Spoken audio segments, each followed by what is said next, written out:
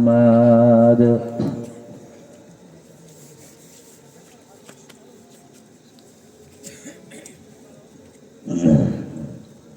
وقال تعالى في كلامه المجيد والفرقان الحميد: فقلت استغفروا ربكم إنه كان غفارا يرسل السماء عليكم مدرارا ويمددكم بأموال وبنين ويجعل لكم جنات ويجعل لكم أنهارا. আলহামদুলিল্লাহ। আমিরাবাদ ঈদগাহ ময়দানের যুব সমাজের উদ্যোগে আয়োজিত চতুর্থ বার্ষিক ওয়াজ মাহফিলের এই মোবারক মজমার সম্মানিত সভাপতি, উপস্থিত অত্র এলাকার মুরব্বিয়ানে কেরাম, ছোট ছোট প্রিয় ভাইয়েরা এবং পর্দার আলারের মা ও বোনেরা, সর্বপ্রথম মহান রব্বুল আলামিনের দরবারে শুকরিয়া আদায় করছি, যেই মহান রব্বুল আলামিন আমাকে আপনাকে বাছাই করে নির্বাচিত করে এই মোবারক মজলিসে আসার এবং বসার তৌফিক দিয়েছেন। এই জন্য শুকরিয়া আদায় করি, আলহামদুলিল্লাহ।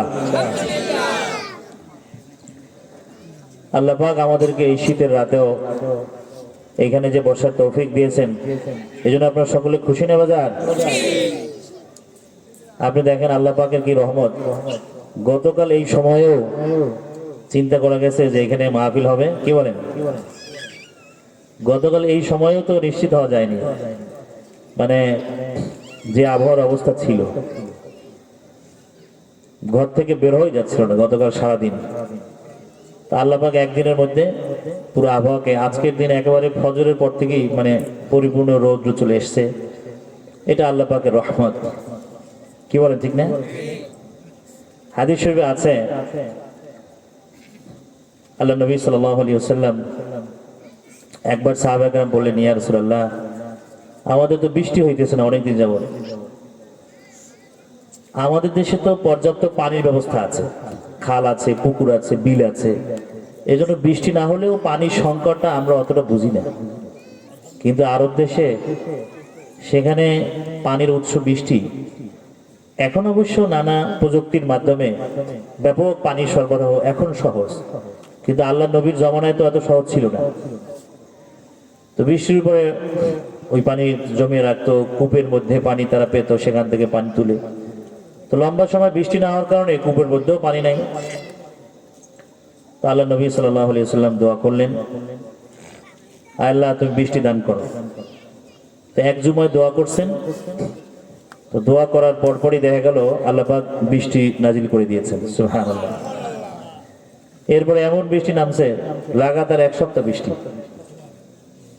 পরের সপ্তাহ আবার সাহাবারা কেরাম রাসূলের কাছে এসে বলেন, ইয়া রাসূলুল্লাহ, এবার তো বৃষ্টিতে সব জায়গায় ভরে গেছে, বৃষ্টিতে পানিতে অনেক কিছু ভেসে যাচ্ছে। বলছে যে দেখো, আসলে বান্দা এমনই, না দিলেও কষ্ট পায়, আবার দিলেও কি কষ্ট পায়। তো বলছে আবার দোয়া করছে আল্লাহর কাছে, আল্লাহ এই পানিতে তো সবাই মানে অনেক কিছু ডুবে যাচ্ছে। তো আল্লাহ তাআলা আবার দোয়া করলেন, আল্লাহ তাআলা বৃষ্টি বন্ধ করে দিলেন। তো এটা আল্লাহ তাআলার কুদরত, কি বলেন? এই যে বৃষ্টির অবস্থাটা পরিবর্তন পৃথিবীর কোনো মানুষ করতে পারে? মানুষ এখন তো বলে যে আরে এখন মানুষ কত কিছু করতে পারে, আসমানে চলে গেছে, চাঁদে চলে গেছে, মোবাইলের টেকনোলজি, প্রযুক্তি, ইন্টারনেটের মাধ্যমে কত কিছু করতে পারে। আরে কত কিছু করতে পারে, একটু বাতাস ঠেকাইতে পারার ক্ষমতা মানুষের আছে, কি বলেন? হ্যাঁ, যে আল্লাহ যদি, এই জন্য এটা কোরআনে আছে, কোরআনের কথা, যে তোমরা এত কিছু মনে করো, নিজেকে শক্তিশালী মনে করো, আমি যদি আসমান থেকে বৃষ্টি বন্ধ করে দেই, পৃথিবীতে কে এমন আছে যে তোমাদেরকে বৃষ্টি এনে দিতে পারে? কেউ আছে? আল্লাহ বলেন যে তোমরা মাটির ভেতর থেকে গর্ত করে নলকূপ দিয়ে পানি উত্তোলন করো। আল্লাহ বলেন সূরা ওয়াকিয়ার মধ্যে, আল্লাহ বলেছেন যদি আল্লাহ তাআলা এই পানি, ভেতরের পানি শুকিয়ে নেন, তাহলে পৃথিবীর কোনো শক্তি আছে যে সেই পানি ওখান থেকে আনতে পারবে? নাই। মোহতারাম হাজরিন, এই জন্য সবসময় আল্লাহ পাকের প্রতি মুতাওয়াজ্জিহ থাকতে হবে। কি বলেন, ঠিক কিনা? আমি লম্বা আলোচনা করবো না, অল্প সময় আলোচনা করবো। আসলে মাহফিল, আমি সাধারণত মাহফিল এটাও একটা সবকের স্থল, কি বলেন, তাই না? এটা একটা শেখার জায়গা। মাহফিল এটা একটা মাদ্রাসা। মাদ্রাসায় নিয়মিত যারা ছাত্র নিয়মিত ভর্তি হয়ে তাদের শেখার একটা সুযোগ আছে। কিন্তু এই যে মুরব্বী বয়স্ক মানুষ, এরা তো কোনো মাদ্রাসায় গেলে ভর্তি করবে না, করবে? যে আপনার তো বয়স পার হয়ে গেছে। এখন এই সব শ্রেণীর মানুষের জন্য মাদ্রাসা হলো এই মাহফিল। বছরে এই যে মাহফিলগুলো হয়, এখানে দিনে আলোচনা হয়। তো প্রথমে আমি মাহফিল যে আমরা শুনতে আসছি, এরপর একটা আদবের কথা আগে আলোচনা করব, সারা জিন্দেগীর জন্য যাতে আমাদের এটা আমল করতে পারি। আল্লাহ তাআলা তৌফিক দান করেন, জোরে বলেন আমিন। এরপরে কয়েকটা আমলের কথা বলবো। এরপরে পবিত্র কোরআনের একটি সূরা, একটি আয়াত, দুটো আয়াত তেলাওয়াত করেছি, এটা কিছু সংক্ষিপ্ত আলোচনা পেশ করব। ইনশাআল্লাহ এভাবেই আমার আলোচনা শেষ হয়ে যাবে। আপনারা যদি সহযোগিতা করেন, আপনারা যদি আমার সাথে থাকেন, ইনশাআল্লাহ আমরা এইভাবে আলোচনা চালিয়ে যাব। মোহতারাম হাজরিন, আমরা মাহফিলে আসি কেন? নিজেকে আগে প্রশ্ন করতে হবে। ইমাম বুখারী রাহমাতুল্লাহ আলাইহি 6 লক্ষ হাদিস থেকে বাছাই করে ইমাম বুখারী শরীফ কিতাব লিখেছেন, যাকে বলা হয় আসাহুল কুতুবি বা'দা কিতাবিল্লাহ সহিহুল ইমাম আল বুখারী রাহিমাহুল্লাহ। সারা দুনিয়ার বুকে কোরআনের পরে সর্বশ্রেষ্ঠ, সর্ববিশুদ্ধতম গ্রন্থ হলো সহিহ বুখারী। এটা তো আমরা জানি। এই বুখারী শরীফের প্রথম হাদিস উনি এনেছেন, ইন্নামাল আ'মালু বিন্নিয়াত ওয়া ইন্নামা লিইমরিইম মা নাওয়া ফামান কানাত হিজরাতুহু ইলা দুনিয়া আও ইমরাআতিন ইউসিবুহা ফাহিজরাতুহু ইলা মা হাজারা ইলাইহা ইলা আখিরিল হাদিস। মুহাদ্দিসিনে কেরাম এই হাদিসের অর্থ আপনারা জানেন, সবাই জানেন মোটামুটি। ইন্নামাল আমালু বিন্নিয়াত, সমস্ত আমলের ফলাফল নির্ভর করে নিয়তের উপরে। কি বলেন? এটা বাচ্চারাও কিন্তু জানে। সমস্ত আমলের ফলাফল কিসের উপর নির্ভর করে? তো ইমাম বুখারী এই হাদিসটাকে কেন আনলেন? বুখারী শরীফের যারা ব্যাখ্যা লিখেছেন ওনারা বলেন যে এই হাদিসটা দ্বারা, প্রথম হাদিসটা এনেছেন উদ্দেশ্য এই যে এই কিতাব যারা পড়বে, বুখারী শরীফ পড়া সহজ কথা নয়, শুরু থেকে শেষ পর্যন্ত পড়া অনেক জ্ঞানের ব্যাপার। কিন্তু এই সব কিছু সওয়াব, এর ফলাফল নির্ভর করবে নিয়তের উপরে। কথা বুঝতে পেরেছেন? অর্থাৎ নিয়ত যদি শুদ্ধ না হয়, এই বুখারী কেন আরো অনেক গ্রন্থ আপনি পড়েন, এটার দ্বারা আপনি ওই কাঙ্ক্ষিত ফলাফল পাওয়া যাবে না যদি নিয়ত কি না হয়। এই জন্য উনি প্রথমেই নিয়তের হাদিসটা উল্লেখ করেছেন। এবং এই নিয়তের হাদিস কিন্তু এতটুকু না, আরেকটু বাড়তি আছে, যেটা আমরা অনেকে হয়তো জানি না। সেটার ঘটনা হলো, ওদিকে আসলে যাওয়া যাবে না, একটু সংক্ষেপে বলি। এক লোক মুসলমান হয়েছে। তো মুসলমান হওয়ার পেছনে একটু কারণ আছে। সেটা কি? উনি একজন মহিলাকে ভালো পছন্দ করতেন, একজন সাহাবী মক্কার, যাকে পছন্দ করতেন উনি মুসলমান হয়ে মদিনায় চলে গেছেন। তো ওনার সাথে যোগাযোগ করছে যে তুমি মদিনায় চলে গেলে, তোমাকে আমি পছন্দ করি, তোমাকে আমি বিয়ে করতে চাই। এখন ওই মহিলা বলল, আমি তো মুসলমান হয়ে কুফরি ত্যাগ করে মুসলমান হয়ে আমি মদিনায় চলে আসছি, আল্লাহ নবীর কাছে চলে আসছি। এখন তুমি আমাকে যদি পেতে চাও তাহলে অবশ্যই তোমাকে কুফরি ছেড়ে মুসলমান হয়ে মক্কা ত্যাগ করে মদিনায় আসতে হবে, তাইলে আমি তোমাকে বিয়ে করতে রাজি আছি। এখন ওই বেচারা চিন্তা করে যে আমি এত পছন্দ করি, এখন এর বিয়েও করা দরকার। তো উনি মুসলমান হয়েছে। মুসলমান হইয়া এরপরে উনি হিজরত করে মদিনাও চলে গেছে। ওই জমানায় হিজরত করা ফরজ ছিল। হিজরত করলে সমস্ত পেছনের সমস্ত গুনাহ মাফ হয়ে যায়। কালেমা গ্রহণ করার সাথে সাথে সমস্ত গুনাহ মাফ হয়ে যায়। তো এই লোকটাও মুসলমান হয়েছে, হিজরত করছে, তাহলে তাও তো সমস্ত গুনাহ মাফ হয়ে যাওয়ার কথা না? আল্লাহর নবী সাল্লাল্লাহু আলাইহি ওয়াসাল্লাম এই ঘটনা জানছে। জানার পরে বললেন, ফামান কানাত হিজরাতুহু ইলা দুনিয়া আও ইমরাআতিন ইউসিবুহা ফাহিজরাতুহু ইলা মা হাজারা ইলাইহা। আল্লাহর নবী বলেন, ওরে আমার সাহাবী, তুমি তো মুসলমান হয়েছো, হিজরত করছো, অনেক বড় ফজিলতের কাজ করছো, কিন্তু তোমার হিজরতটা একজন নারীর উদ্দেশ্যে, একজন নারীকে পাওয়ার জন্য, বিয়ে করার জন্য।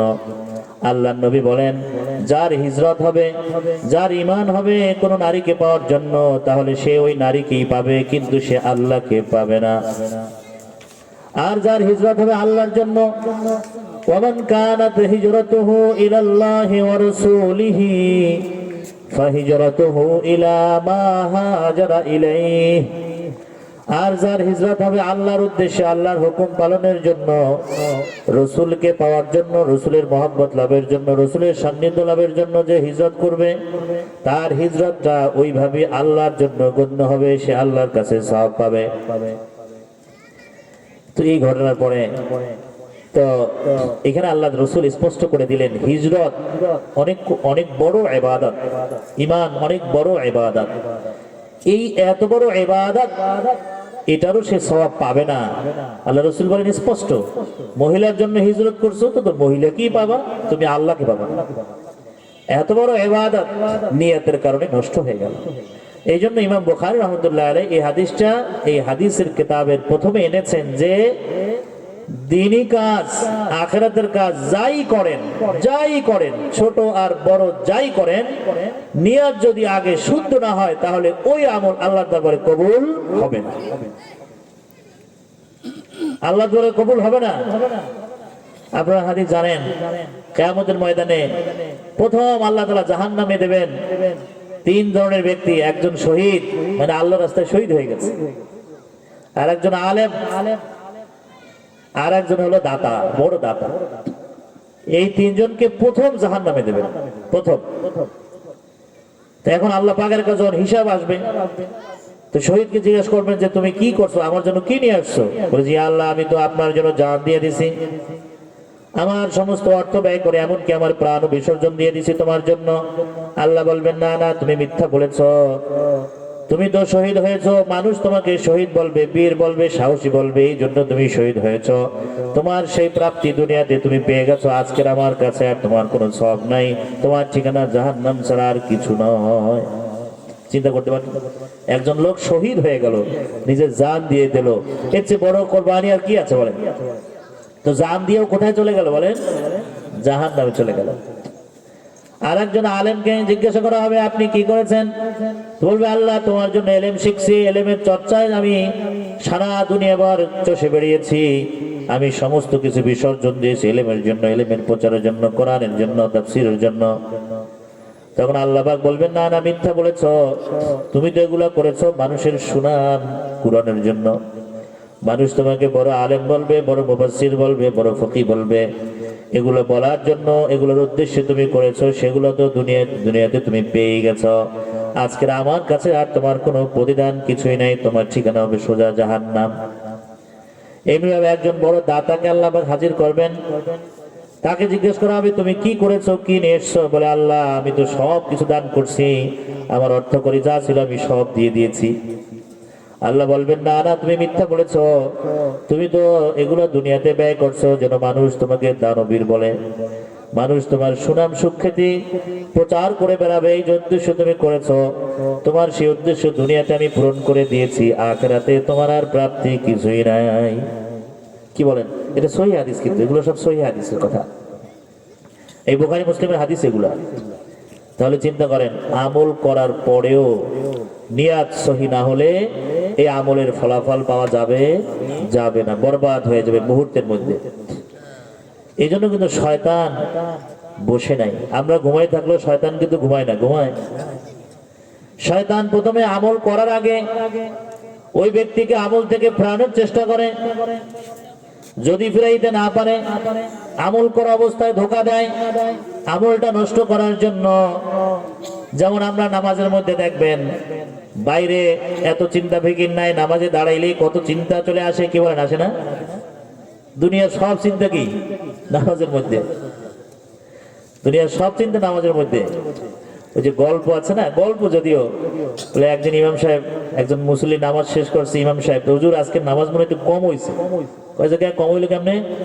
কয় যে আমি তো প্রতিদিন 4 রাকাত নামাজের 4 দোকানের হিসাব করি, আজকে 3টা হিসাব করছি, এর মধ্যে আপনি সালাম ফিরে এলেন, করো নাকি? করতে পারে নাই।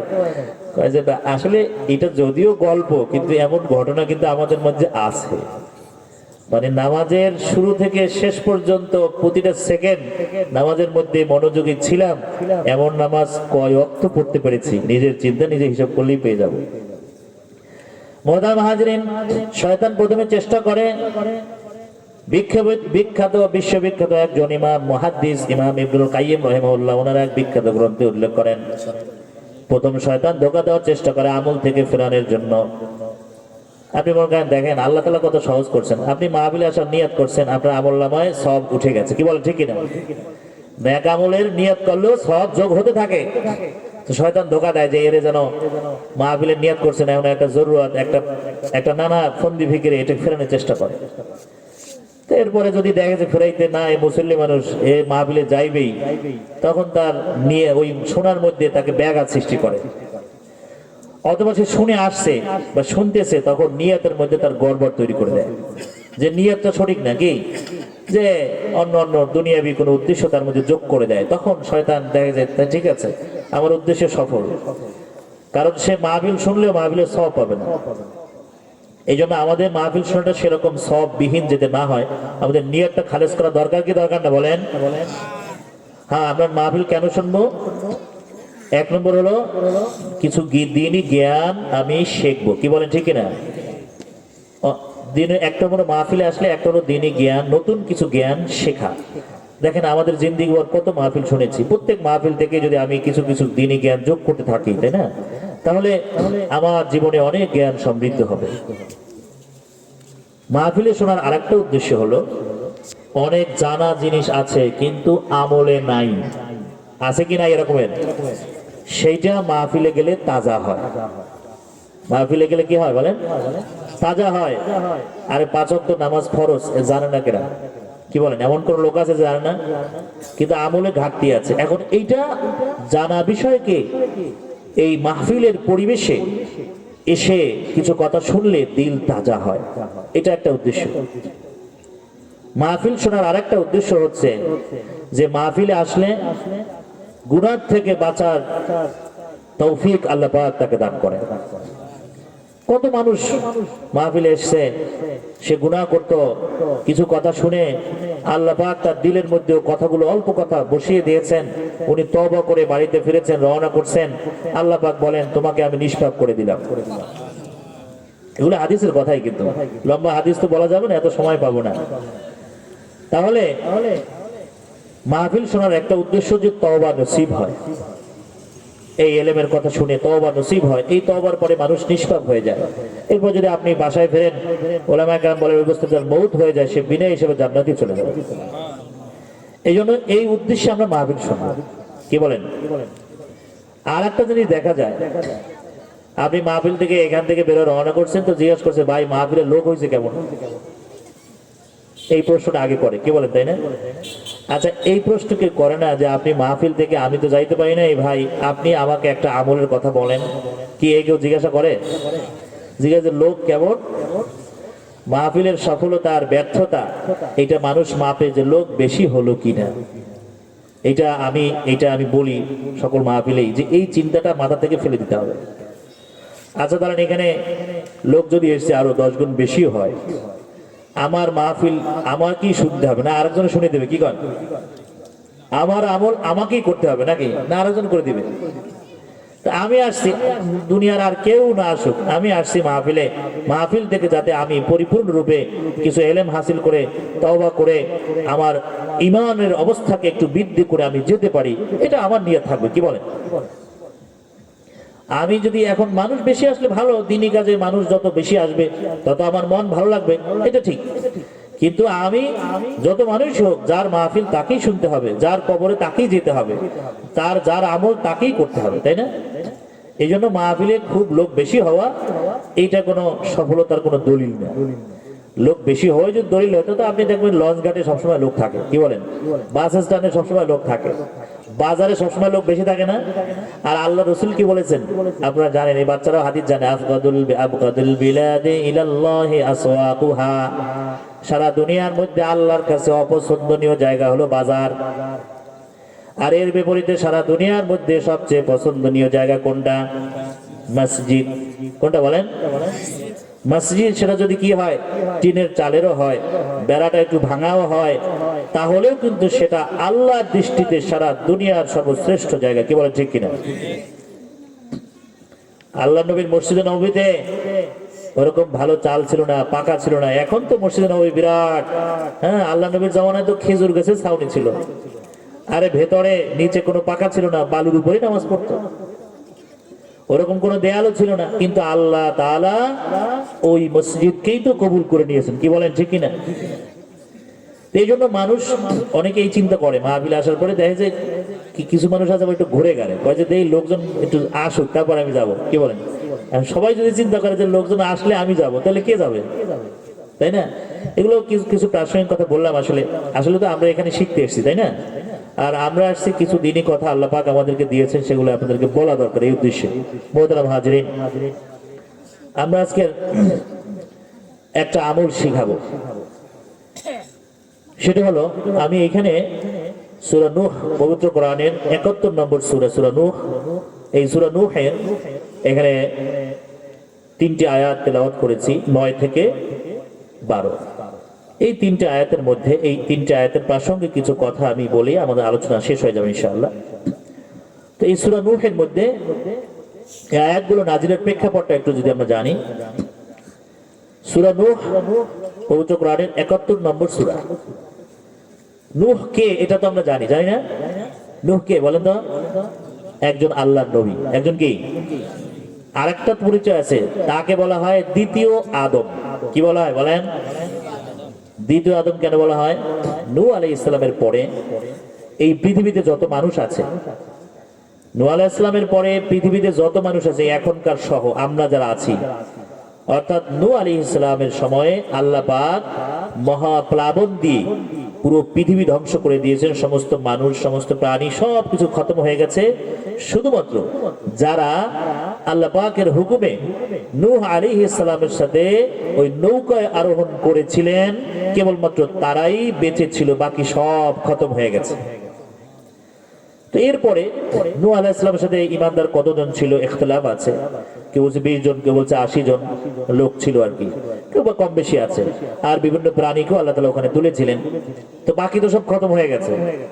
এরপরে নৌকা থেকে যখন তারা নামলেন, নামার পরে হযরত নূহ আলাইহিস সালাম ছাড়া বাকি যত ঈমানদার লোক ছিল সকলেই তাদের ওই স্বামী স্ত্রী ছিলেন অনেকে, বা তাদের সবাই তাদের জীবদ্দশায় আবার দুনিয়া থেকে বিদায় নিয়েছেন, কিন্তু তাদের কোনো সন্তানাদি হয় নাই।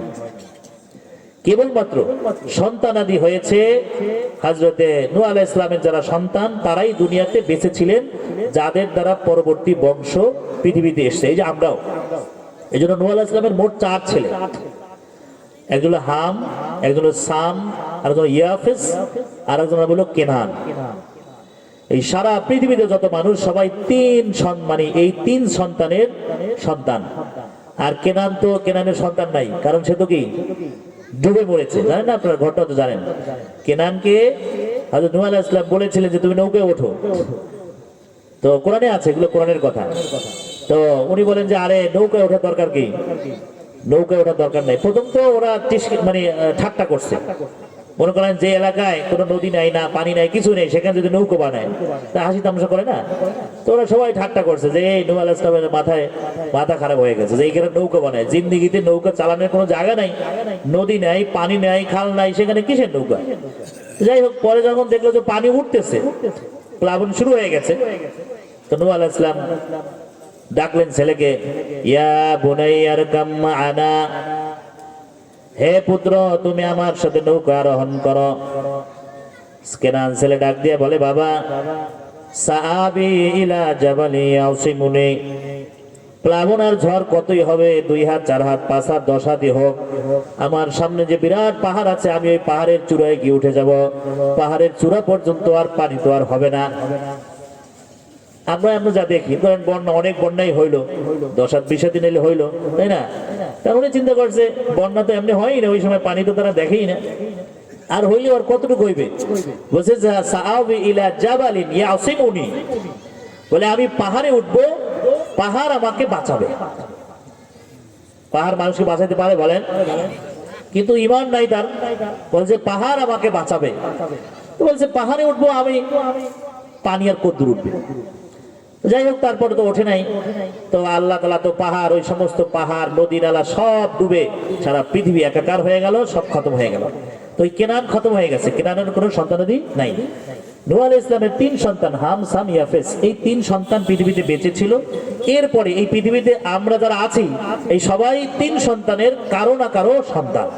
কথা বুঝতে পেরেছেন? এই জন্য বলা হয় নূহ আলাইহিস সালামকে দ্বিতীয় আদম, মানে আদমের পরে যেমন সমস্ত সবাই আদমের সন্তান, নূহ আলাইহিস সালামের পরেও বলা যায় যে সবাই এই পৃথিবী যারা যারা আছে সবাই নূহ আলাইহিস সালামের সন্তান। এই জন্য তাকে বলা হয় দ্বিতীয় আদম। কথা বুঝতে পেরেছেন? তো আদম আলাইহিস সালাম আপনারা জানেন 950 বছর দাওয়াত দিয়েছে। কয় বছর? 950। আমাদেরকে এখনকার মানুষ তো বাঁচে কত, 50, 60, 70, 80 বছর, 100 বছরই বাঁচলো। আর উনি দাওয়াত দিয়েছে কয় বছর? 950 বছর। কিন্তু 950 বছর দাওয়াত দিয়েও তিনি হতাশ হলেন, অর্থাৎ তার ডাকে তেমন কোনো সাড়া দেয়নি। এত ধৈর্য ধারণ করেছেন, এত সবর করেছেন, চিন্তাই করা যায় না। তো তখন শেষের দিকে এসে উনি একটা আহ্বান জানালেন আল্লাহ রাব্বুল আলামিনের কাছে। তার সেই আহ্বানটা অত্যন্ত পছন্দ হলো। তার সেই আহ্বানটা আল্লাহ তাআলা রব্বুল আলামিন কোরআনে উল্লেখ করে দিয়েছেন। তিনি বলেন, এখানে আল্লাহ তাআলা সূরা নূহের মধ্যে ইরশাদ করছেন, ফাকুল তুস্তাগফিরু রাব্বাকুম ইন্নাহু কানা গাফফারা। নূহ আলাইহিস সালাম বলেন, হে আল্লাহ, আমি তাদেরকে এক পর্যায়ে বলেছি যে আমার উম্মাহ, তোমরা আমার কথা শুনছো না। আমি যতই তোমাদেরকে দাওয়াত দেই, কোরআনের একাতে আছে যেমন এমন বেয়ারা উম্মত ছিল, যখন দাওয়াত দিত কানে যেন কথা না শুনে, এই জন্য কানের মধ্যে আঙ্গুল দিয়ে রাখতো। এটা কোরআনে আছে, কোরআনের কথা এগুলো। কথা বুঝতে পারছেন? যে আবার কানের মধ্যে আওয়াজ গিয়ে না আবার তার কথা শোনা লাগে, আমি আবার সেদিকে কেন ধাবিত হয়ে যাই, এই জন্য কানে আঙ্গুল দিয়ে রাখতো। এমন জাতীয় ছিল। যাই হোক, তো এখন উনি এক পর্যায়ে বললেন, ফাকুল তুস্তাগফিরু রাব্বাকুম ইন্নাহু কানা গাফফারা। হে আমার উম্মাহ, তোমরা সর্বশেষ তোমাদেরকে একটা নিবেদন করি, তোমরা এত অবাধ্যতায় লিপ্ত হয়েছো, নবীকে কষ্ট দিয়েছো, নবীকে গালি দিয়েছো, নবীকে জুলুম করেছো, নবীর উপর অত্যাচার করেছো, আল্লাহর হুকুম লঙ্ঘন করেছো। এরপরও এত কিছু করার পরেও আমি বলি, ইস্তাগফিরু রাব্বাকুম, তোমরা তোমার রবের কাছে একটু ক্ষমা চাও, মাপ চাও। ইস্তাগফিরু রাব্বাকুম, এত গুনাহ করার পরেও যদি তোমরা তোমাদের রবের কাছে একটু মাপ চাও, ক্ষমা চাও, কাকুতি মিনতি করে একটু কান্নাকাটি করো, ইন্নাহু কানা গাফফারা, তিনি বড় মহা ক্ষমাশীল, তিনি বড় ক্ষমাশীল। যত বড় গুনাহই হোক না কেন, যত বড় পাপই করো না কেন, যত বড় অন্যায় করো না কেন, আল্লাহ তাআলার দয়া এত বেশি, এত বেশি, এত বেশি। আল্লাহর দয়ার সামনে তোমার কোনো গুনাহ এটা গুনাহই মনে হবে না। আল্লাহর দয়ার সামনে সমস্ত গুনাহ বিলীন হয়ে যাবে। আল্লাহ যদি দয়া করেন, তোমার সমস্ত গুনাহ মাফ করে দিবেন, মুহূর্তের মধ্যে কোনো কিছু লাগবে না। এই জন্য তোমরা আল্লাহর দরবারে কাকুতি মিনতি করে গুনাহ যতই করছো, তারপরও তোমরা একটু তওবা করো, একটু মাপ চাও, একটু মাপ চাও। এখানে ইন্নাহু কানা গফফারা, গফফার শব্দ এসছে। গফফার বিভিন্ন লোকের নামও আছে, অনেকে আমরা গফফার বলে ডাকি, কিন্তু গফফার মানুষ হতে পারে না। গফফার মানে হলো অধিক ক্ষমাশীল। গফফার মানে কি বলেন? অধিক। তো অধিক ক্ষমাশীল কে বলেন? সবচেয়ে বড় ক্ষমাশীল কে? তাহলে মানুষ গফফার হতে পারে না, মানুষ হতে পারে আব্দুল গফফার। কি হতে পারে? মানে গফফারের গোলাম হতে পারে। কথা বুঝতে পেরেছেন?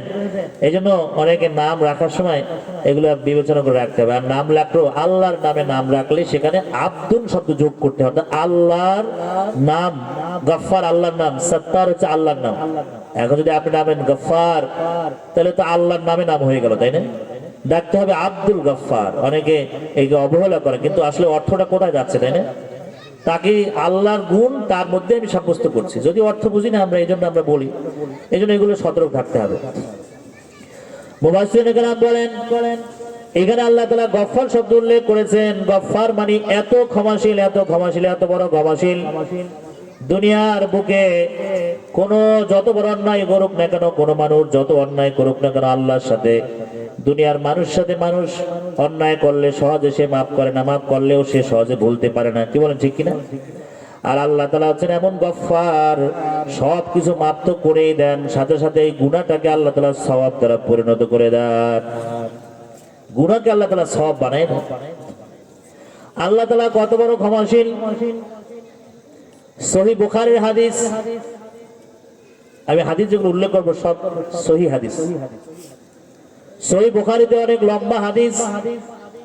প্রাচীন কালের এক ব্যক্তির ঘটনা ইমাম বুখারী রাহমাতুল্লাহ আলাইহি উল্লেখ করেছেন। আল্লাহ নবী সাল্লাল্লাহু আলাইহি ওয়াসাল্লাম ইরশাদ করেছেন, এক ব্যক্তি বড় পাপী ছিল। কয় কেমন পাপী?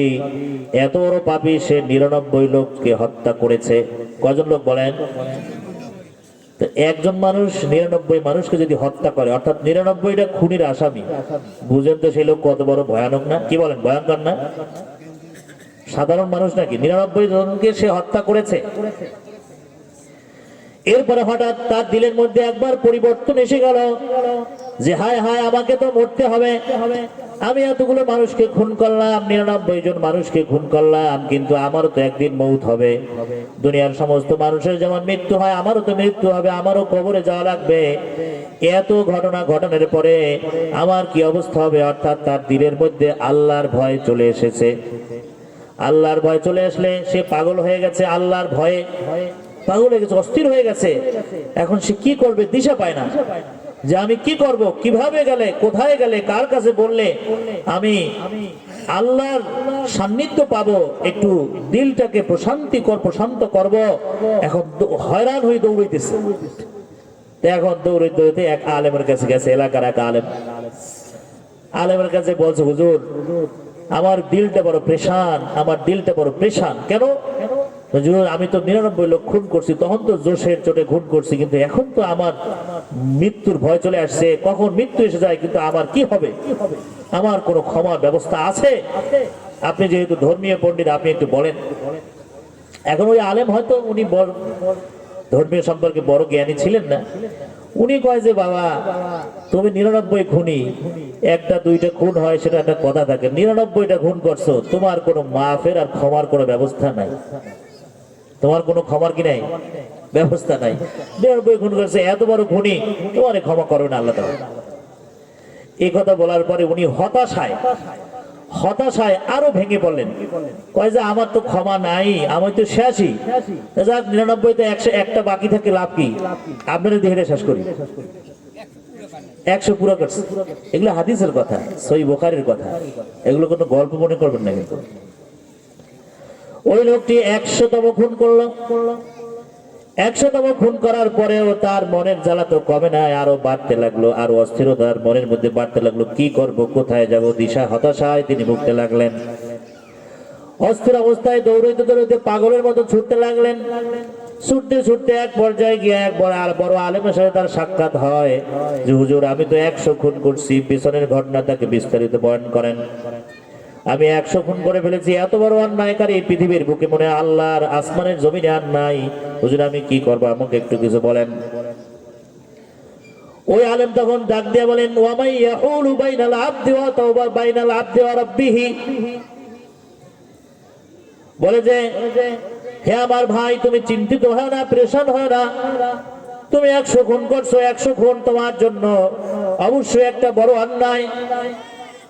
কিন্তু যখন তুমি 100 কেন 1000-এর পরেও যদি তুমি আল্লাহর কাছে খাঁটি ভাবে তওবা করো, পৃথিবীর সমস্ত গুনাহ আল্লাহ তাআলা মুহূর্তের মধ্যে মাফ করে দিবেন। তোমার 100 খুন নিয়ে তোমার পেরেশানির কিছু নাই, তোমার অস্থিরতার কিছু নাই। তুমি আল্লাহর কাছে কান্নাকাটি করো, তোমার দিলের মধ্যে যে আল্লাহর ভয় এসেছে, এটাই তোমার জীবনের বড় সম্পদ হবে।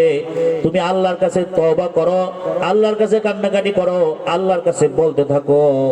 বান্দা যখন তওবা করে, ইস্তেগফার করে, তখন পৃথিবীর আর কোনো কিছুই বাধা হইতে পারে না, তোমার গুনাহ মাফ হয়ে যাবে, তুমি নিশ্চিত থাকো। ওই লোকটা মনের মধ্যে একটু আশার সঞ্চার হলো। এরপরে ওই আলেম আরেকটা পরামর্শ দিলেন যে তবে তোমাকে এখন দিনের পথে চলার জন্য, তওবার উপরে সঠিক থাকার জন্য তোমার এই নিজ এলাকা ত্যাগ করে, পরিত্যাগ করে তুমি একজন ওই অমুক এলাকায় একদল আল্লাহর বান্দা আছে, দিনদার লোক আছে, সেই দিনদার লোকদের পরিবেশে যাও, সেখানে গিয়ে কিছু সময় কাটাও, তাহলে তোমার এই তওবা পরিপূর্ণ হবে, তুমি আল্লাহর সান্নিধ্য পাবে, সেখানে কিছু ইলম কালাম শিক্ষা তুমি আমল শুরু করতে পারবা, তাহলে তোমার জিন্দেগি এভাবে পাপ মুক্ত করতে পারবে। এই জন্য সম্মানিত হাজরিন, মুরব্বিয়ান ইকরাম, বোঝার বিষয় আছে, অনেক কিছু বোঝার বিষয় আছে। হাদিসে মুহাদ্দিসিন কেরাম অনেক ব্যাখ্যা লিখেছেন এই হাদিসের। দিনের উপরে চলতে হলে দিনের পরিবেশ লাগে, কি বলেন ঠিক না? এক ওলামা আলেম বলছিলেন, দেখেন মানুষ যখন বাজারে যায়, তো বাজারে গেলে দেখবেন যে কত নানা রকমের, ওইখানে বসে কি সে বলে একটা সাদা একটা মানুষ বাজারের মধ্যে একটা পরিবেশ, সে গুনার পরিবেশ, সব পরিবেশ ওখানে আছে। ওখানে বাজারের মধ্যে একজন এটা যদি বিড়ি সিগারেট খায়, এটা লোকেরা কেউ কিছু বলে না, কি বলেন? বলে। আচ্ছা, ওই লোকটাই মসজিদে নামাজ পড়তে আসে, 2 ঘন্টা মনে করেন বসে রইলো, তো এই 2 ঘন্টা কি কোনো কেউ বিড়ি খায়? বলেন। এই মাহফিলের প্যান্ডেলে কেউ বিড়ি খায়? মানে বোঝার উদ্দেশ্য কেন খায় না, এটা তো কেউ বাধা, কেউ তো বলে না যে এখানে খাওয়া যাবে না। অর্থাৎ এটা হলো পরিবেশ, এটা হলো কি পরিবেশ। পরিবেশ তাকে মানুষকে গড়ে, পরিবেশ তাকে মানুষকে আল্লাহওয়ালা হতে সাহায্য করে। আল্লাহওয়ালাদের কাছে গেলে, সেই পরিবেশে থাকলে তার দিলটাও আল্লাহমুখী হয়ে যায়। এই জন্য বলছে তুমি গুনাহের পরিবেশ ত্যাগ করো, এটা একটা বড় মূলনীতি ইসলামী শরীয়তের। আল্লাহ তাআলা বলেছেন, কোন দেশে কোন মানুষ যদি দ্বীনের উপরে আমল করতে না পারে, তখন তাকে বলছে ইন্না আরদি ওয়াসিআ, আমার জমিন বড় প্রশস্ত, অনেক ব্যাপক, তুমি এখান ছেড়ে আরেক জায়গায় চলে যাও, তবুও দ্বীন পালন করতে হবে, দ্বীনের উপর থাকতে হবে। তুমি এখানে না পারো আরেকখানে যাও, পরিবেশ পরিবর্তন করো, জায়গা পরিবর্তন করো। তো এখন ওই লোকটাকে এই আহ্বান জানানো হলো, উনি রওনা করছেন যে আমার তো আল্লাহর ক্ষমা পাইতে হবে। এই জন্য দেখেন দিলের মধ্যে তার অস্থিরতা তৈরি হয়েছে, ক্ষমা পাইতে হবে, আমার সবকিছু ত্যাগ করে এখন উনি সেই আল্লাহওয়ালাদের কাছে দিন শেখার জন্য রওনা করছেন। দেখেন আল্লাহ তাআলার লীলা, আল্লাহ তাআলার হুকুম, একমাত্র আল্লাহই ভালো জানেন। ওই পথিমধ্যে, অর্থাৎ সেই গন্তব্যে পৌঁছার আগেই ওই লোকটার জান কবজ হয়ে যায়। বলেন সুবহানাল্লাহ।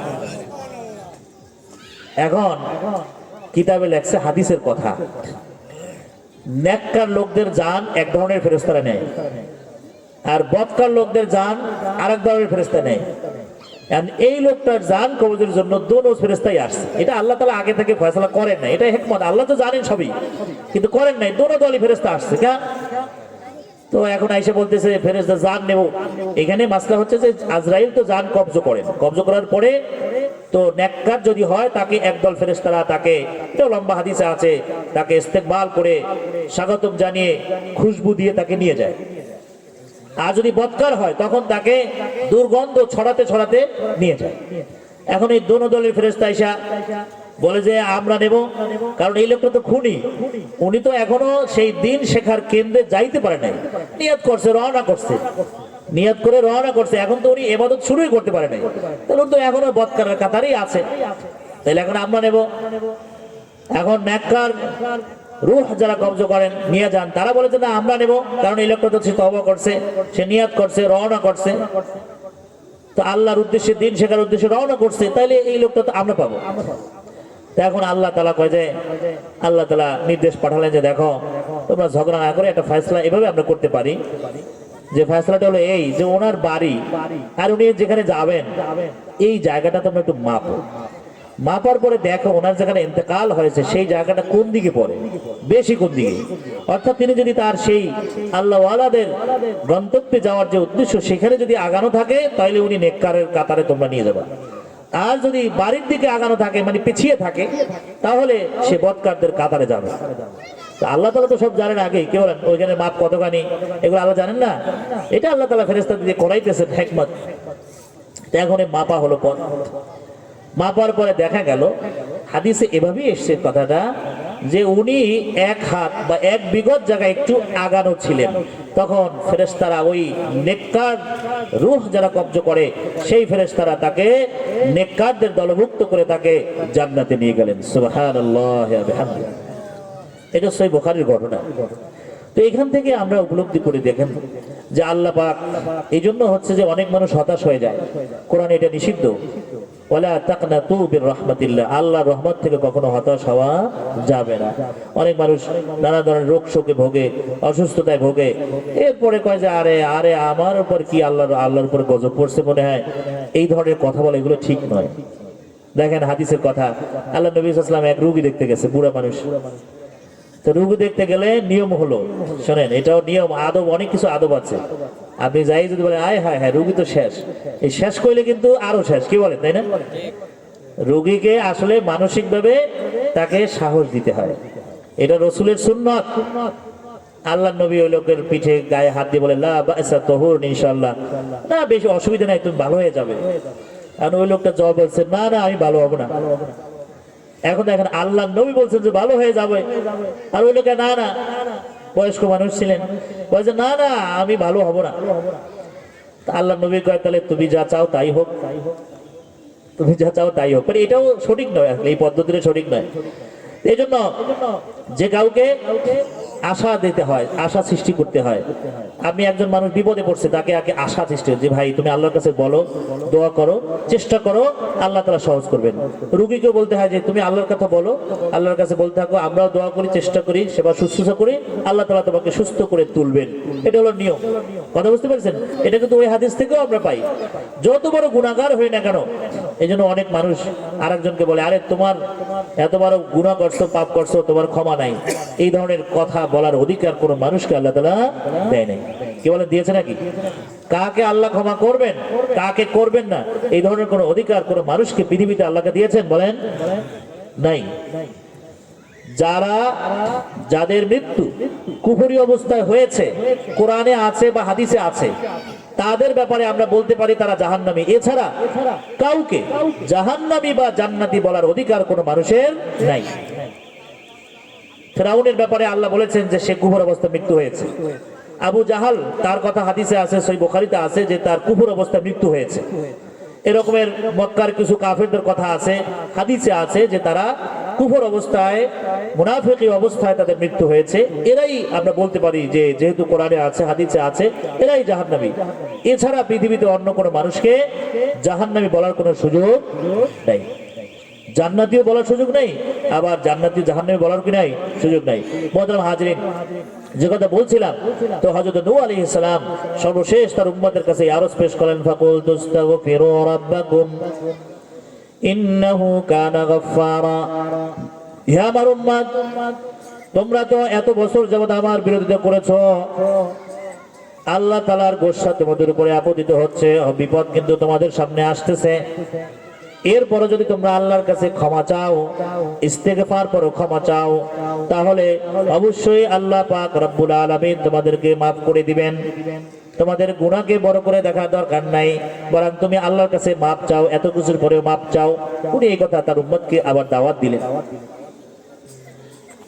তো এখানে ইস্তেগফার শব্দ এসেছে। ইস্তেগফার আমরা যদি ইস্তেগফার পড়ি, ইস্তেগফার মানে হলো ক্ষমা চাওয়া, মাফ চাওয়া। ইস্তেগফার শব্দের যেই শব্দ বলে আমরা ইস্তেগফার করি, এটার মধ্যে আমাদের বড় ধরনের একটা ভুল হয়। আমি সেই ভুলটা একটু আপনাদেরকে সতর্ক করতে চাই। সেটা হলো, আমরা যেমন এই ইস্তেগফার, আল্লাহর কাছে মাপ চাওয়ার আরবি শব্দ হলো আস্তাগফিরুল্লাহ। বলেন, এটা একটু বলেন। এইখানে আস্তাগ, এই যে তয়াকার, এরপর হলো গ, মানে বাংলায় সাউন্ড হবে গয়ের। এর অর্থ আমি আল্লাহর কাছে মাপ চাই।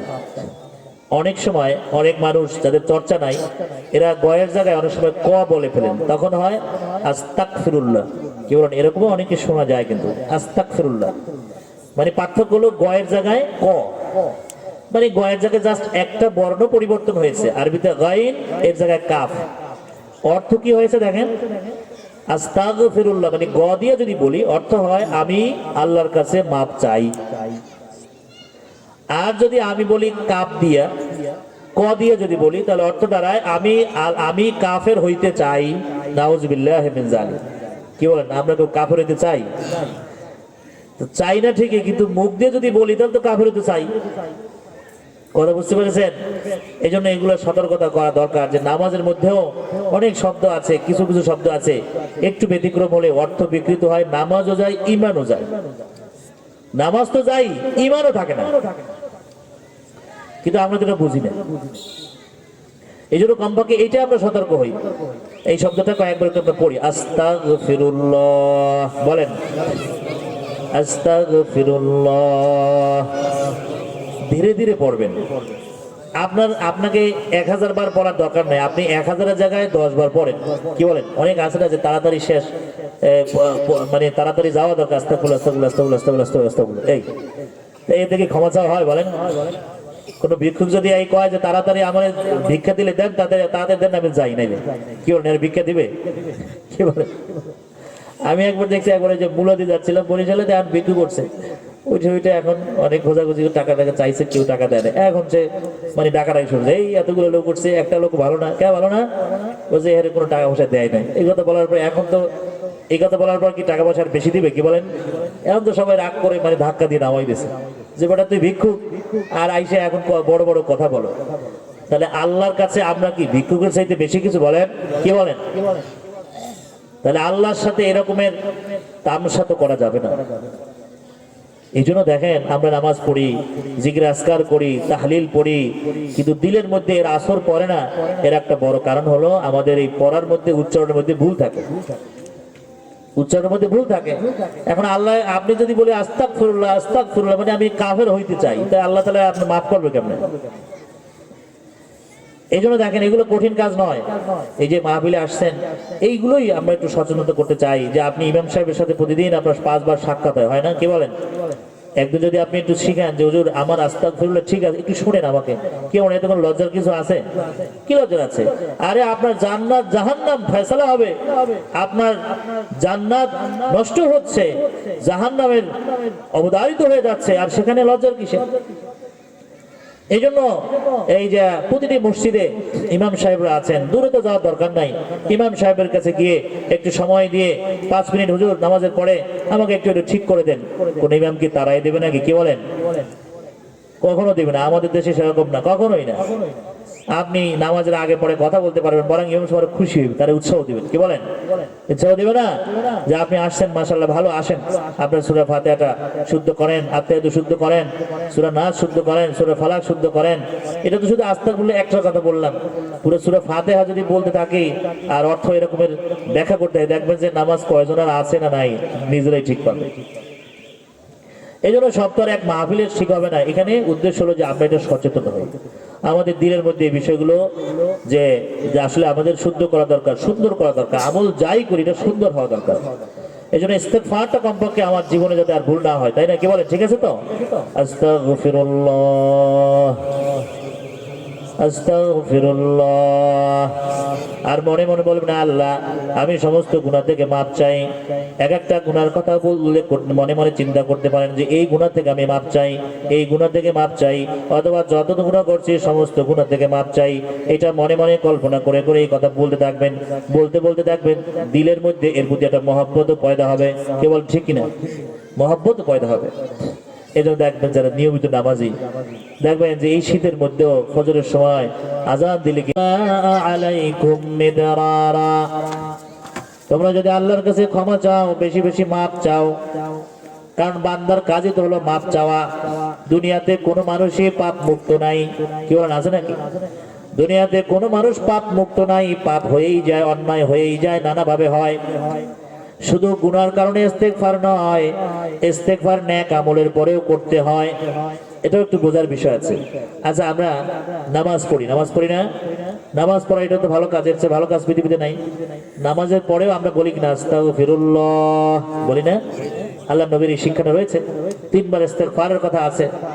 আল্লাহ নবী সাল্লাল্লাহু আলাইহি ওয়াসাল্লাম ইযান সারাফা মিনাস সালাহ ইস্তাগফারা সালাসান, 3 বার আস্তাগফিরুল্লাহ বলেছেন।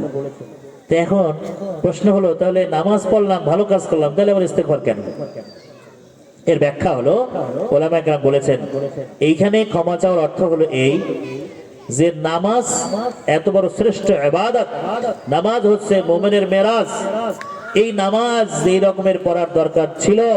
হে আল্লাহ, আমি তো ওরকম নামাজ পড়তে পারি নাই, আমার যে ত্রুটি বিচ্যুতি হয়েছে এই জন্য আমি আমার এই ত্রুটি বিচ্যুতি তুমি মাফ করে দিয়ে আমার নামাজটাকে তুমি কবুল করে নাও।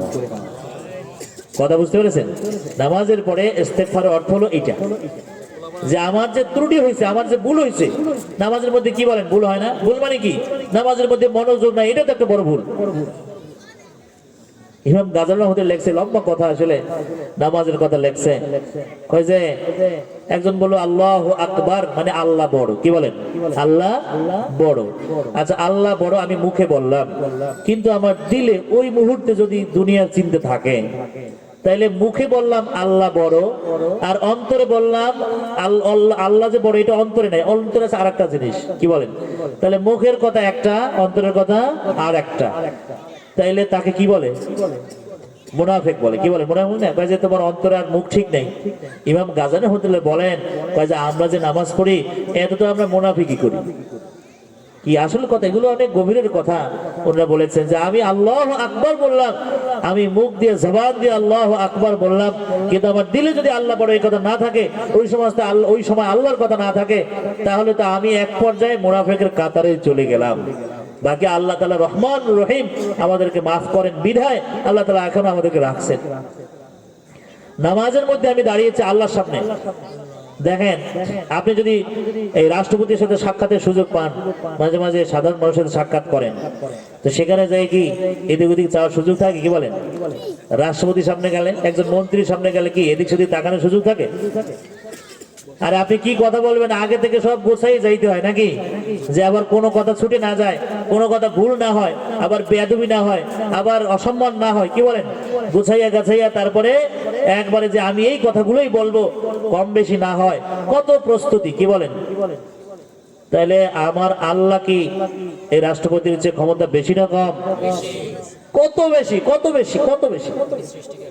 তাহলে সেখানে দাঁড়ানোর জন্য আমার প্রস্তুত হওয়া দরকার না ভালোভাবে? ওইখানে দাঁড়ানোর জন্য আমার মন আল্লাহর দিকে হওয়া দরকার না? তো এখন এই জন্য বলেন, আল্লাহ তাআলা কয় যে কি হাদিসের কথা, কয় যে বান্দা আমার কাছে চায়, কয় যে এটা দাও এটা দাও, কিন্তু তার মন পড়ে আছে ওদিকে, গাফেল মন, গাফেল। তো এর আমি কি দেবো? এই গাফেল আমি কি দেবো? চাইতেছে, সে আমার কাছে দোয়া করতেছে, মোনাজাত করতেছে, কিন্তু তার দিল এখানে নয়। কি বলেন? বড় মসজিদে যদি জুমার পরে মনে করেন যে ভালো প্যাকেট থাকে, আর যদি ইমাম সাহেব লম্বা মোনাজাত ধরেন, তখন মানে কতজন যে বিরক্ত হয় যে কি এত বড় মোনাজাত ধরছে, আমার ওদিকে যাওয়া লাগবে, এদিকে আবার কি খিচুড়ির প্যাকেট ঠান্ডা হয়ে যাইতেছে, এত লম্বা মোনাজাতের দরকার আছে? কি বলেন? দিলে অবস্থা হয় না এরকম? তাহলে মোনাজাত কি বড় না ওই প্যাকেট বড়? কি বলেন? তাই না? আবার যদি মসজিদে ঘোষণা দেওয়া যায় আজকে নামাজের পর দোয়া আছে, এখন দেখা যায় আশপাশে প্যাকেট ট্যাকেট হাড়ি পাতিলদের দেখা যায় কিনা? কি বলেন? তার মানে কি দোয়া আছে মানে হলো যে তাইলে খাবার দাবার তো কিছু একটা কি ব্যবস্থা আছে। তাহলে আমাদের দিল কোথায় গেল? চিন্তা করেন। এগুলো আমাদের সংশোধন করতে হবে। মোহতারাম হাজরিন, আমার দিলকে আমাকেই ঠিক করতে হবে। কথা বুঝতে পেরেছেন? আমার দিলকে আমাকেই ঠিক করতে হবে। তো আল্লাহ রাব্বুল আলামিন এখানে বলছেন, ফাকুল তুস্তাগফিরু রাব্বাকুম ইন্নাহু কানা গাফফারা। এক নম্বর পুরস্কার হলো ইউরসিলুস সামাআ আলাইকুম মিদরারা। তুমি যদি আল্লাহর কাছে সঠিকভাবে ইস্তেগফার করতে থাকো, ক্ষমা চাইতে থাকো, মাফ চাইতে থাকো, আল্লাহ তাআলা এক নম্বর পুরস্কার দেবেন। এই আয়াতে বলছেন ইউরসিলুস সামাআ আলাইকুম মিদরারা, আল্লাহ তাআলা আসমান থেকে ব্যাপক বৃষ্টির ব্যবস্থা করে তোমাদের জন্য চাষাবাদকে আল্লাহ তাআলা সহজ করে দিবেন। এটা মরুভূমির লোকদের জন্য তারা এটা বেশি বোঝে, কারণ তারা চাষাবাদের পানির জন্য বৃষ্টির পানির উপর নির্ভরশীল। আফ্রিকায় বা বিভিন্ন দেশে আপনার এখন তো বিভিন্ন দেশের আপনার জীবনযাত্রার প্রণালী মানুষ জানতে পারে সহজে। বিভিন্ন দেশে আছে আপনার ওই আসমান থেকে যে বৃষ্টি হয়, বা আমাদের দেশে আপনার পাহাড়ি অঞ্চলে অনেক মানুষ আছে তাদের পানির ব্যবস্থা নেই, ওই বৃষ্টির পানি জমাইয়া কুয়ার মধ্যে থেকে ওই পানি তারা খায়, পান করে, ব্যবস্থা করে, ওই পানি দিয়ে চাষ করে।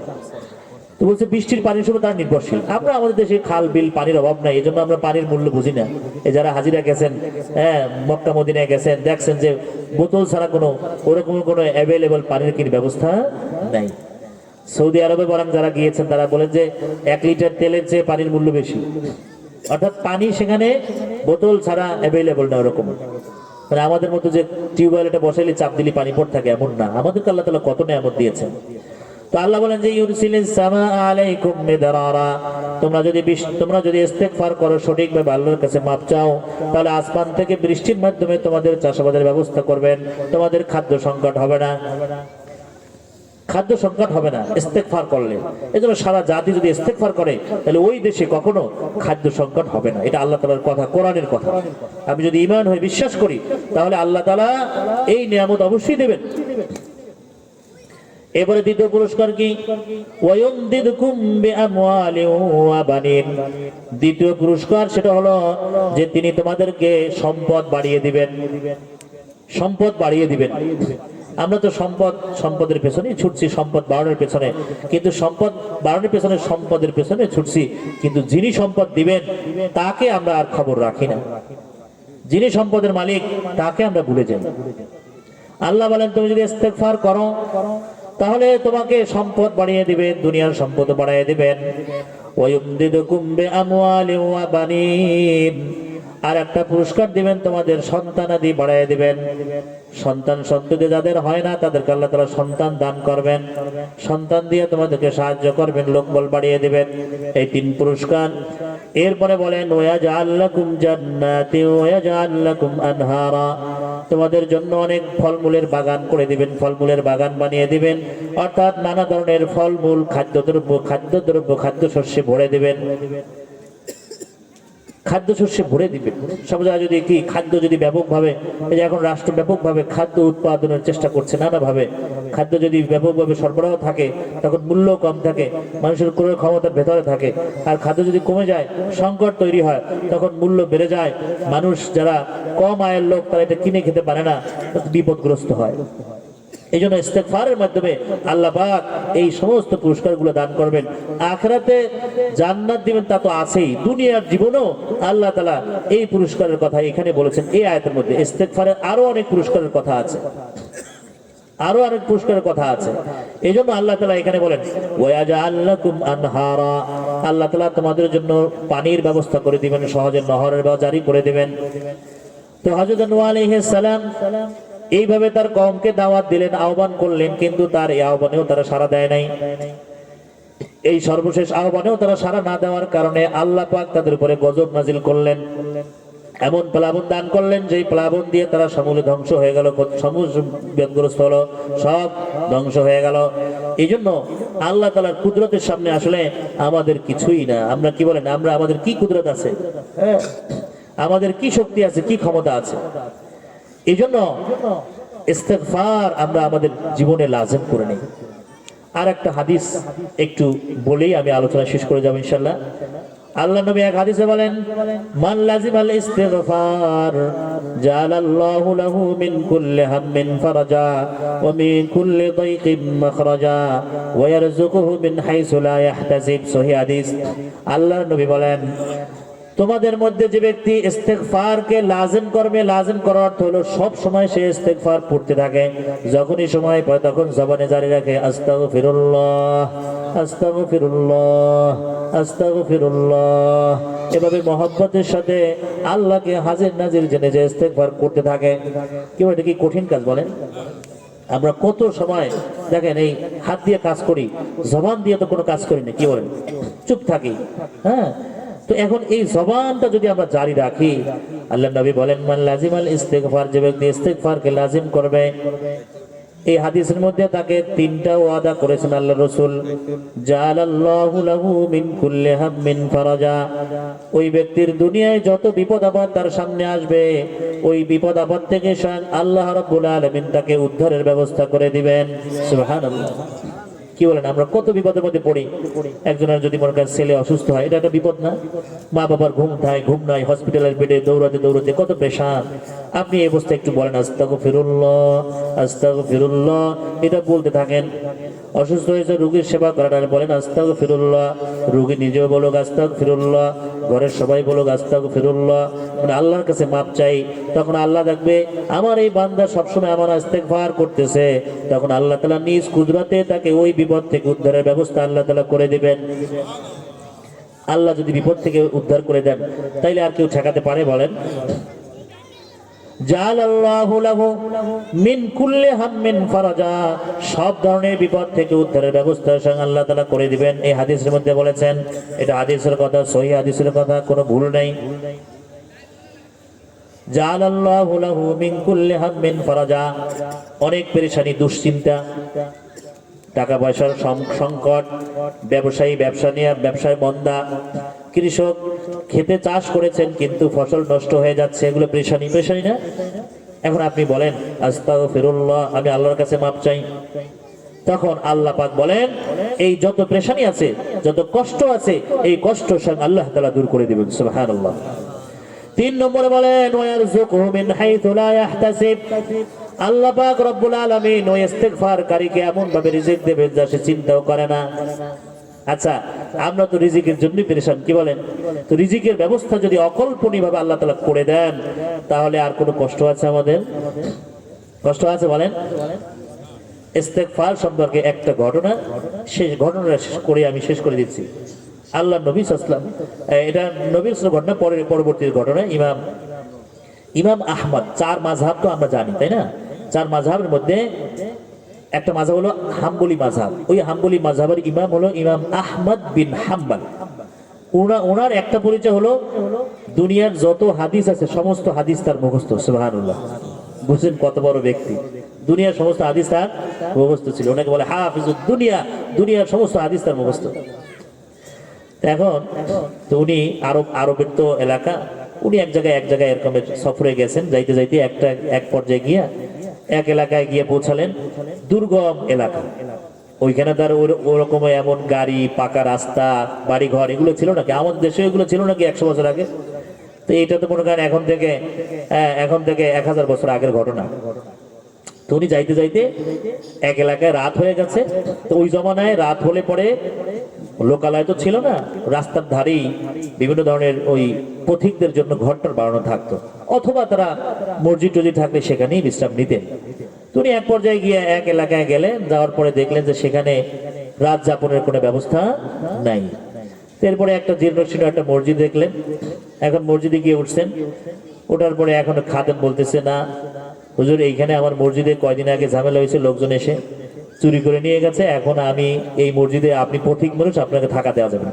যেহেতু উনি যে ইমাম আহমদ বিন হাম্বল, এটা তো লোকেরা চেনে না, আর উনি তো গিয়ে বলেন না যে আমি ইমাম আহমদ, তাই না? এখনকার জমানায় মনে করেন অনেক মানুষের নাম শুনিয়ে আমরা তাদেরকে মোবাইলে দেখে এই জন্য চেনে। আগের জমানায় কি মানুষ চিনতো নাকি, চেহারা দেখতো নাকি? এখন ওই খাদেম সাহেব ওনারা থাকতে জায়গা দেয় না। এখন ওই মসজিদের এক মুসল্লি, সে দেখে যে খাদেমের সাথে তার একটু কথাবার্তা হচ্ছে। তো ইমাম সাহেব বলেন যে ভাই, আমার একটু বারান্দায় থাকতে দেন। খাদেম কয়ে যে না, বারান্দায় থাকতে হবে না, তাহলে আমার চাকরি থাকবে না। কি বলেন? খাদেম তো বিপদে আছে। এখন ও বাচ্চারা বলতেছে যে থাকতে পারবো না, তো কি আর করবো, প্রেশান। এর মধ্যে এক লোক গেছে, হুজুর কি খবর? কয়ে যে আমি একটু থাকতে চাইছি বারান্দায়, কিন্তু আমার থাকতে দেবে না। কত চলেন, এক কাজ করেন, আমার বাসায় চলেন। আমার বাসাটা অবশ্য একটা রুম, কোনো মধ্যে একটু ছাউনি দেওয়া আছে, সেখানে ভালো থাকার জায়গা নাই, তবে আপনি একবার রাত কাটাবেন, বাইরে কাটাবেন, বনে একটা হিংস্র প্রাণী এসে নিয়েও যেতে পারে, তো কমপক্ষে আমার ওটা ঘর বলা যায় না, একটা কুড়ে ঘর বলা যায়, এখানে একটু আপনি থাকবেন। চলেন। উনি চিন্তা করছেন মোটেও পাই না, যা পাই কি, লোক তো একজন পাইছে, আশ্রয় তো পাইছে। তো এখন ওই লোক যাই ঘরে গিয়ে দেখে ওনার ঘরে আর কোনো লোকজন নাই, উনি একাই। উনি এখন এখন মেহমান আসছে, মেহমানদের করা লাগবে না, তো এখন উনি যাই ওই মেহমানকে বসাইয়া পাশে, আর উনি পাশে চুলা জ্বালাইয়া উনি রুটি বানাচ্ছে, রুটি বানায় মেহমানের জন্য, উনিও খাবেন। এখন রুটি বানায় আর ফাঁকে বলে আস্তাগফিরুল্লাহ আস্তাগফিরুল্লাহ আস্তাগফিরুল্লাহ আস্তাগফিরুল্লাহ, এই জবানে চলতেছে, আর ফাঁকে ফাঁকে 2 একটা কথাবার্তা জিজ্ঞেস করলে বলেন। এখন রুটি বানানো শেষ, দুজনে খেতে বসছে। খাওয়ার পরে এখন বলে যে ভাই, আমি দেখলাম যে আপনি রুটি বানাইতেছেন আর আপনার জবানে আস্তাগফিরুল্লাহ আস্তাগফিরুল্লাহ আস্তাগফিরুল্লাহ বলতেছেন, ঘটনাটা কি? বলে যে হুজুর, আমি হাদিসে শুনছি, আল্লাহর নবীর একটা হাদিস শুনছি যে আল্লাহর নবী বলেছেন, যে ব্যক্তি ইস্তেগফার করবে সব সময়, তার সমস্ত মনের পেরেশানি আল্লাহ তাআলা দূর করে দিবেন। আমার জীবনে আমি এই ইস্তেগফারের আমল দ্বারা আমার জীবনে যত পেরেশানি আসছে, যত সমস্যা আসছে, সব আল্লাহ পাক দূর করে দিয়েছেন। তবে হুজুর, আমার মনের একটা বড় আশা আছে, এই আশাটা এখনো পূরণ হয় নাই। এই আশাটার জন্য আমি অপেক্ষায় আছি, সেটার জন্য আমার কিছু অর্থ করিও দরকার। উনি বড় কৌতূহলী হলেন ইমাম আহমদ, যে ভাই তোমার সে আশাটা কি, একটু বলো আমাকে। তোমার জীবনের সমস্ত আশা আল্লাহ তাআলা ইস্তেগফারের মাধ্যমে পূরণ করেছেন, একটা আশা কি বাকি আছে একটু বলো। এখন ওই ভাই কেঁদে কেঁদে বলেন, হুজুর আপনার সাথে বলে লাভ কি হবে? কয় যে আমি শুনছি বহুদিন থেকে এই জামানার বড় একজন ইমাম আছেন, ইমাম আহমদ বিন হাম্বল, অনেক দিন থেকে নাম শুনছি, বড় নাকি তিনি মুহাদ্দিস। আমার মনের আশা আমি একদিন ওনার সামনে যাই, একদিন সালাম দিয়ে ওনার একটু দোয়া নিতাম, আমার মনের আশা ছিল। কিন্তু এখন পর্যন্ত আমার সে অর্থ করি হয় নাই। এত পথ পাড়ি দিয়ে আমি কিভাবে যাব, আমার যাওয়ার সেই শক্তি হয় নাই। এই জন্য আমি আশা করতেছি একদিন হয়তো ইমাম আমাদের সাক্ষাৎ পেয়ে যাব। ইমাম আমার তখন তার গলা ধরে চিৎকার করতেছে, ভাই তোমার দোয়া কবুল হয়ে গেছে, এই দোয়াও কবুল হয়ে গেছে। আল্লাহ পাক ইস্তিগফারের মাধ্যমে তোমার এই দোয়া কবুল করছেন, তোমার আর ইমাম আহমদের কাছে যাওয়া লাগবে না। আল্লাহ তাআলা ইমাম আহমদকে আজকে তোমার ঘরে নিয়ে আসছেন। আমি তোমার সামনে দাঁড়াইছি এই ইমাম আহমদ। আল্লাহু আকবার। দুজনে জড়াজড়ি করে কান্নাকাটি করলেন। তো এই কিতাবে ঘটনা উল্লেখ করছেন যে দেখেন আল্লাহ পাক এরকম আরো ঘটনা আছে, অনেক ঘটনা আছে। আল্লাহ কুদরতি ভাবে কত ঘটনা ঘটাইতেছেন আল্লাহর কুদরতে। যে দেখে সে উপলব্ধি করে। আল্লাহর কুদরত সবাই দেখে না, যে খোঁজে সে পায়। কি বলেন? আল্লাহর কুদরত সবাই তো আর পায় না, যে খোঁজে সে পায়। আপনি খোঁজেন, আমি খুঁজি, পেয়ে যাবেন, পেয়ে যাবেন। আমি আপনি খুঁজি, পেয়ে যাবেন। মোহতারাম হাজিরিন, এই জন্য আমরা আজকের সহজ কথা, লম্বা ওয়াজ তো আসলে আমরা অনেক শুনি, খোলাসা কথা, সহজ কথা, যেটা আমরা ইস্তেগফারকে আমাদের জীবনের একটা সঙ্গী বানিয়ে নিই। কি বলেন, পারবো তো? এবং সঠিকভাবে আস্তাগফিরুল্লাহ এইভাবে সঠিকভাবে উচ্চারণ করে আপনি আপনি যে বিপদে পড়েন ইস্তেগফার করেন, এই হাদিসের বিশ্বাস করে দেখবেন আল্লাহ তাআলা ইয়াকিনের উপরে মুআমালা করেন। ইয়াকিন, আপনার ইয়াকিন যদি থাকে আল্লাহ তাআলা ব্যবস্থা করবেন, করবেন, অবশ্যই করবেন। এখানে আল্লাহ হাদিসে রাসূল বলেছেন যে ইস্তেগফার যে করবে আল্লাহ তাআলা তার পেরেশানি দূর। আপনি পেরেশানি পড়ছেন, বিপদগ্রস্ত, কত ধরনের মানুষের বিপদ, আপনি ইস্তেগফার করেন, ইনশাআল্লাহ আল্লাহ পাকের এই হাদিসের উপর ইয়াকিন রেখে আল্লাহ তাআলা অবশ্যই ব্যবস্থা করবেন। এই জন্য আমরা যদি আজকের এই মাহফিল থেকে এই একটা আমল আমরা নিজেদের জীবনের সঙ্গী বানিয়ে নিই, যে আমি আমার সারা জীবনে ইস্তেগফার করব, নিয়ত করতে পারি না আমরা ইনশাআল্লাহ, যে আমি আস্তাগফিরুল্লাহ সঠিকভাবে। এবং প্রত্যেকে এই ইমাম সাহেবের কাছে এক ফাঁকে ওই হাঁটতে যাবেন, তখন বলবেন যে হুজুর আমার আস্তাগফিরুল্লাহ ঠিক আছে কিনা একটু আপনি শোনান, একটু আমাকে বলেন, আমি একটু শুনাই। কি বলেন, এত কোনো দোষ আছে না? দোষ নাই, কোনো দোষ নাই। এগুলো করে ইস্তেগফার ঠিক করেন। এবং শুধু এখানেই শেষ নয়, বাসায় গিয়েও এই আমলটুকু নিয়ে যাবেন। রাজি আছেন না? ওই নাতি বলবে যে নানা কি জিলাপি নিয়ে আসছেন, ওগুলো সব নিয়ে যান, কিন্তু এটাও নিয়ে যাবেন। কি বলেন? ওই জিলাপির সাথে সে এটাও দিবেন যে নাতি তোমার জন্য আমি এটাও নিয়ে আসছি, যে আস্তাগফিরুল্লাহ বললে আল্লাহ পাকের এই আসান ব্যবস্থা করে দেন। আস্তাগফিরুল্লাহ আমাদের ঘরের সবাই বলবে, সবার মধ্যে অভ্যস্ত হয়ে যাবে। কি বলেন? ঘরের মধ্যে একটা শান্তিময় পরিবেশ বিরাজ করবে। কোনো সন্দেহ আছে? আমি যা আলোচনা করলাম এর উপরে আল্লাহ পাক আমাকে আপনাদেরকে সকলকে আমল করার তৌফিক দান করেন। আমা তৌফিকি ইল্লা বিল্লাহ। মাশাআল্লাহ।